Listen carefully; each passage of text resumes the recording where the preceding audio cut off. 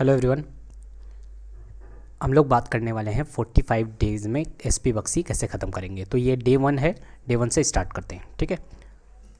सबसे पहला हम लोग देखेंगे इडियम्स। इडियम्स सबसे पहला क्या है? एट वंस विट सीन्ड। इसका मतलब क्या होता है? कन्फ्यूज़ हो जाना। वंस विट इन का मतलब कन्फ्यूज हो जाना, परप्लेक्स हो जाना। हाँ, तो Sohan was at his wits end to find the younger brother has taken poison. ठीक है, ये एक एग्जाम्पल दिया गया है। तो एट वंस विट्स इन का मतलब परप्लेक्स होना, कंफ्यूज होना। ठीक है, तो सोहन जो है वो कंफ्यूज हो जाता है जब उसका यंगर ब्रदर, जब उसको पता चलता है कि उसका यंगर ब्रदर क्या ले लिया है, पॉइजन ले लिया है। ठीक है, नेक्स्ट है एट वंस फिंगर टिप। जैसे हम लोग बोलते हैं कि ये तो मेरा उंगली का खेला है। ठीक है, तो मतलब क्या होता है कि आपको उस चीज़ से रिलेटेड सारी नॉलेज है, कंप्लीट नॉलेज है। At one's finger end. ठीक है, at one's finger tip. All the rules of synthesis are at his finger tip. ठीक है, सिंथेसिस के जितने भी रूल्स हैं उनके फिंगर टिप है में है, यानी कि उसको पूरा नॉलेज है। ठीक है, हम लोग नॉर्मल लैंग्वेज में भी यूज़ करते हैं हम लोग कि ये तो मेरा एक उंगली का काम है। ठीक है, तो मतलब आपको कंप्लीट नॉलेज है। Next, at the spur of the moment. At the spur of the moment का मतलब होता है कि आप किसी चीज़ के लिए इंस्टेंट रिएक्ट कर रहे हैं। ठीक है, इंस्टेंट रिएक्ट कर रहे हैं विदाउट एनी डिले। तो इस at the spur of the moment का मतलब होता है without any delay, at instant, है ना। In an interview we must reply the spur of the moment. तो जब इंटरव्यू होता है हम लोग को क्या करना पड़ता है? इस रिप्लाई देना पड़ता है विदाउट एनी डिले। ठीक है, next, all in one. All in all. ठीक है, इसका मतलब होता है मोस्ट इंपॉर्टेंट, मैंने सब कुछ तुम ही हो, ऑल इन वन। ठीक है, as he was only son in a big family. क्योंकि वो क्या है, इस पूरी फैमिली में सिर्फ एक ही लड़का है। He was in all in all his home. ठीक है, वो सब कुछ वही है। ठीक है, मोस्ट इंपॉर्टेंट है ऑल इन ऑल का मतलब। Eight close quarter. Close quarter का मतलब होता है क्लोज एग्जामिन, मैंने आप उसको बहुत अच्छे से जांच पड़ताल के बाद आपको पता चलता है कोई चीज़, तो उसको बोलते हैं एट क्लोज क्वार्टर, यानी कि बहुत बहुत डेप्थ में आप किसी चीज़ के बारे में एग्जामिन कर रहे हैं। ठीक है, तो क्लोज एग्जामिनेशन इसका मतलब हो जाता है many of my friends prove selfish eight close quarter. मैंने मेरे जो फ्रेंड थे वो सारे क्या हुए, वो सेल्फिश प्रूव्ड हुए जब हम लोग उसके ज़्यादा क्लोज हुए। ठीक है, क्लोज एग्जामिन किए। Next, apple pie order. Apple pie order का मतलब होता है क्या कि इन ए परफेक्ट ऑर्डर। तो इसको याद रखने का तरीका क्या क्या हो सकता है कि एप्पल को जो रखा जाता है, जो दुकानदार होते हैं एप्पल वाले, तो वो देखिएगा बहुत अच्छे से अरेंज करके रखते हैं। अगर एक भी नीचे से निकल गया एप्पल, ठीक है, तो वो सारा का सारा एप्पल गिर जाता है। तो वो उसको इस तरह से अरेंज करता है। तो एप्पल पाई ऑर्डर का मतलब होता है एक्चुअल में परफेक्ट ऑर्डर में अरेंज करना किसी चीज़ को। On the eve of inspection everything was kept in apple pie order. मैंने सब कुछ जो है था वो एप्पल पाई ऑर्डर, यानी कि सब कुछ परफेक्ट ऑर्डर में था। ठीक है, तो एप्पल पाई ऑर्डर का मतलब ये होता है, और मैंने ट्रिक भी बता दिया कैसे याद रखना है। Next, above board. Above board का मतलब होता है ऑनेस्ट एंड स्ट्रेट फॉरवर्ड। जो मुंह पे ही जो भी कुछ आए सब बोल देता है, उसके लिए यूज़ करते हैं above board. He is known for his above board conduct, यानी कि वो जो मशहूर है वो, या वो जो जाना जाता है वो अपने एबव बोर्ड कंडक्ट की वजह से जाना जाता है, यानी स्ट्रेट फॉरवर्ड की वजह से जाना जाता है। ठीक है, वो ऑनेस्ट है, स्ट्रेट फॉरवर्ड है, इसकी वजह से जाना जाता है। तो एबव बोर्ड का मतलब honest and straight forward. Above all. Above all का मतलब होता है सब कुछ छोड़ छाड़ के एक चीज़ पे। ठीक है, मैंने सबसे पहले उसी पे फोकस कर रहे हैं, before everything else. Above all का मतलब जो है यही है। ठीक है, और किसी पे ध्यान नहीं देना है। तो above all he is blunt and daredevil. ठीक है, next, as fit as fiddle.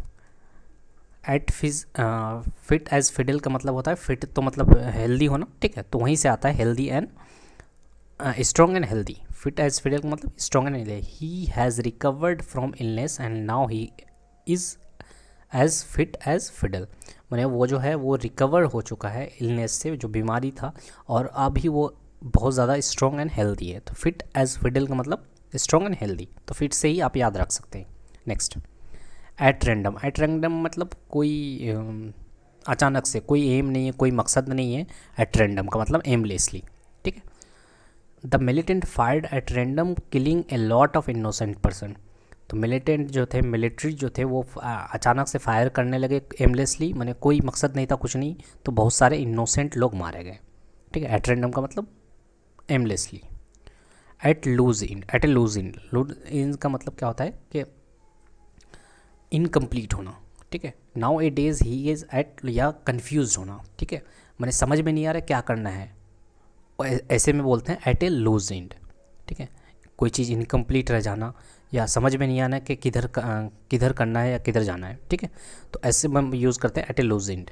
Unoccupied, ideal. Nowadays he has at loose end, मतलब उसको कुछ समझ में नहीं आ रहा, बिकॉज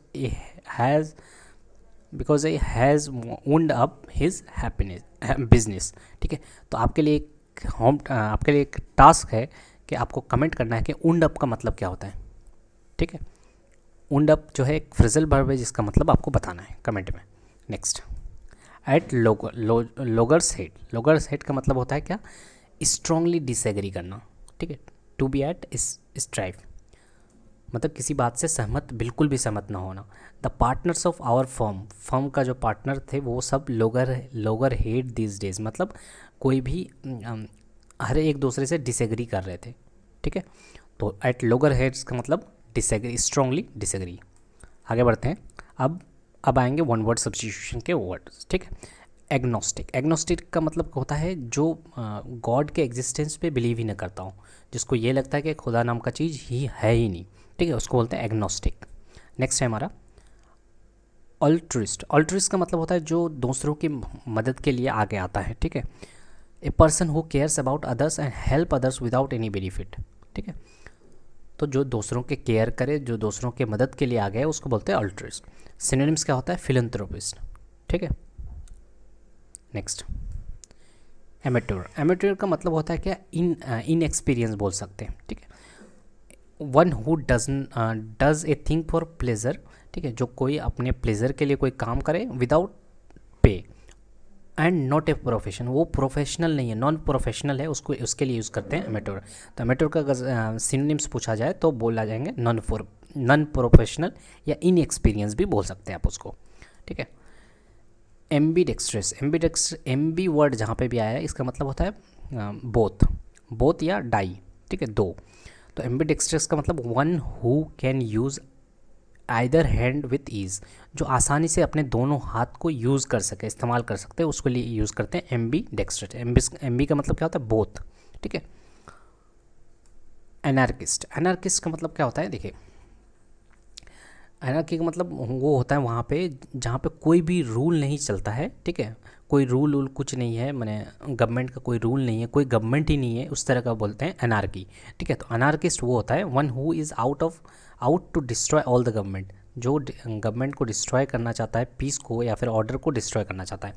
तो एनार्की में होता क्या है कि वहाँ पे जो गवर्नमेंट होती है वहाँ पे कोई भी गवर्नमेंट नहीं होता है, कोई भी रूल नहीं होता है, कोई भी प्रॉपर ऑर्डर नहीं होता है, उस कंट्री के लिए यूज़ करते हैं एनार्की, जहाँ पे कोई भी रूल और ऑर्डर या फिर गवर्नमेंट हो ही ना। ठीक है, तो एनार्किस्ट मतलब जो उस चीज़ को डिस्ट्रॉय करे, गवर्नमेंट को डिस्ट्रॉय करे, पीस या ऑर्डर को डिस्ट्रॉय करे, उसके लिए यूज़ करते हैं एनार्किस्ट। ठीक है, नेक्स्ट अब देखते हैं कुछ वर्ड और जिसके मीनिंग्स हैं। ठीक है, एडमेंट। एडमेंट का मतलब होता है क्या, कि जो चीज़ अटल हो, जिसको आप क्या चेंज नहीं कर सकते, इनफ्लेक्सिबल हो, इमूवेबल हो, अनसैकेबल हो। ठीक है, इसके लिए यूज़ करते हैं एडमेंट। एडमेंट मतलब अटल, कठोर। ठीक है, जिस चीज़ को आप चेंज नहीं कर सकते। ठीक है, नेक्स्ट एडवर्स। एडवर्स का मतलब क्या होता है, अनफेवरेबल। ठीक है, हॉस्टाइल, हानिकर। ठीक है, हानिकारक जो होता है। ठीक है, एडवर्स इफेक्ट का मतलब जो हमारे लिए हानिकारक हो, उसके लिए यूज़ करते हैं अनफेवरेबल। ठीक है, तो इसके लिए मैंने सेंटेंस भी दे रखा है, one must try to overcome adverse circumstances. ठीक है, नेक्स्ट एडवर्स का मतलब नेगेटिव इम्पैक्ट पड़ना। ठीक है, इफेक्टेड का मतलब होता है इन्फ्लुएंस, प्रभावित, असर जिसको बोलते हैं ना। तो she is proud and always behave in an affected manner. ठीक है, तो ये सारे याद हो गए आपको। नेक्स्ट आगे बढ़ते हैं। एले का मतलब होता है, एले वर्ड बहुत बार एसएससी के एग्जाम में पूछा जा चुका है। तो एले का मतलब होता है शांत करना, पीस, पेसिफाई, सूद, ट्रैंकुलाइज। ठीक है, एले से रिलेटेड बहुत सारे सिनोनिम्स अब तक पूछे जा चुके हैं। ठीक है, आपको अगर पता है तो और भी कमेंट सेक्शन में लिख सकते हैं एल ए से रिलेटेड। ठीक है, तो एल ए का मतलब क्या होता है, शांत करना, पेसिफाई, सूद, ट्रैंकुलाइज। नेक्स्ट है हमारा, हाँ, इससे रिलेटेड आपके सेंटेंस दिए गए हैं। ठीक है, the mother allayed the fear of the child. L A मतलब शांत करना। ठीक है, एकॉर्ड, एकॉर्ड का मतलब होता है एग्रीमेंट, एग्री हो जाना, किसी बात से सहमति होना। ठीक है, तो उसके लिए यूज़ करते हैं accord. There is an accord among the family members over this problem. मैंने कोई प्रॉब्लम था तो उन दोनों फैमिली मेम्बर्स के बीच में एकॉर्ड हो गया, समझौता हो गया, एग्रीमेंट हो गया। ठीक है, नेक्स्ट, उसके बाद अब बात करते हैं हम लोग ग्रामेटिकल एरर्स के। या ठीक है, तो लिखा गया है sentence, cattles are not allowed to enter the ground. ठीक है, क्या ये कौन से पार्ट में एरर है या फिर एरर है ही नहीं। तो होगा क्या, देखिए, कैटल का जो मतलब होता है वो होता है, कैटल का मतलब ही होता है कि जानवरों का झुंड को बोलते हैं कैटल। तो कैटल जो है ये देखने में तो सिंगुलर लग रहा है, लेकिन एक ये प्लूरल होता है। ठीक है, कैटल्स का मतलब झुंड। तो कैटल के साथ आर तो आएगा, बट ये एस जो लगा रहे हैं, एस एस नहीं होता है, ये कैटल का मतलब ही होता है कैटल माने जानवरों का झुंड। ठीक है, तो ये प्लूरल भी होने से भी कैटल ही लगाते हैं, cattle are not allowed to enter the ground. ठीक है, और यहाँ पे एक चीज़ नोट करने वाली बात है, कैटल इज़ नहीं होगा, क्योंकि कैटल का मतलब ही झुंड होता है, तो बहुत ज़्यादा हो रहा है। ठीक है, प्लूरल फॉर्म में आएगा तो आर लगेगा। ठीक है, तो कैटल इज़ भी अगर होता तो गलत हो जाता। नेक्स्ट, ठीक है, the enemy received many informations regarding the activities of the army of our neighbouring country. ठीक है, तो इसमें क्या गलत है, कौन से पार्ट में एरर है। ठीक है, तो इसमें भी एरर क्या है, इन्फॉर्मेशंस का। इन्फॉर्मेशंस बोल के बात करें तो यहाँ पे इन्फॉर्मेशंस नहीं होगा, इन्फॉर्मेशन होगा।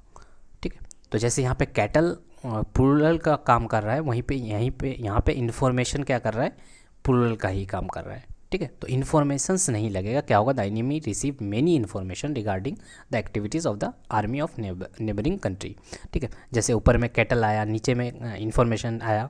ठीक है, तो आपके मन में ये होगा कि और कितने वर्ड्स हैं जो एग्ज़ाम में पूछे जाते हैं, जो होते तो प्लूरल हैं लेकिन दिखते सिंगुलर जैसे हैं, तो उनका एक लिस्ट है। ठीक है, उसको देख लेते हैं हम लोग। तो ये क्या, प्लूरल नाउन के तरह always use as a plural noun. ठीक है, एंड प्लूरल वर्ब भी लेते हैं, तो इनके साथ आपको कंफ्यूज नहीं होना है। ठीक है, जैसे यहाँ पे, ठीक है, कैटल आर लिए तो कैटल का मतलब तो बहुत सारा था। ठीक है, तो आर होना चाहिए था, इज़ गलत हो जाता। उसी तरह से और भी हैं, क्या क्या हैं, कैटल तो ले लिए हम लोग, कैटल की बात कर लिए। जेंट्री, जेंट्री मतलब शरीफ लोग जो होते हैं, ये प्लूरल में आते हैं। ठीक है, तो इसके साथ वर्ब जो आएगा वो भी प्लूरल ही आएगा। पीजेंट्री, पीजेंट्री का मतलब क्या होता है, जमींदार, जमींदार जो होते हैं। ठीक है, तो जमींदार में ही सारे प्लूरल आ गए। ठीक है, जमींदार। आर्टिलरी, उसके बाद ऑफ स्प्रिंग। पीपल, पीपल का मतलब एक आदमी नहीं होता है, पीपल का मतलब आदमियों का जो झुंड होता है, उसके लिए यूज़ करते हैं पीपल। तो पीपल्स आर, पीपल आर लिखेंगे। ठीक है, उसके बाद पुलिस, अल्फ़ाबेट, इन्फेंट्री। ठीक है, जो आर्मी होते हैं वो जो पैदल चलते हैं उनके लिए यूज़ करते हैं इन्फेंट्री। ठीक है, तो ये सारे वर्ड्स याद रखने हैं जो कि क्या होते हैं, दिखने में सिंगुलर लग रहे हैं बट एक्चुअल में प्लूरल होते हैं, तो इनके साथ वर्ब जो लगाएंगे वो भी प्लूरल ही लगाएंगे। ठीक है, तो cattle, gentry, peasantry, artillery, of spring, people, police, alphabet, infantry. ठीक है, ये सारे वर्ड बहुत ज़्यादा रिपीटेड वे में पूछे जाते हैं। ठीक है, ग्रामेटिकल एरर्स में। तो फर्स्ट डे में इतना ही। अगर अच्छा लगा ये वीडियो तो प्लीज़ लाइक कीजिएगा। अब आगे बात करेंगे नेक्स्ट डे 2 पे। Thank you so much for watching और मुस्कुराते रहिए।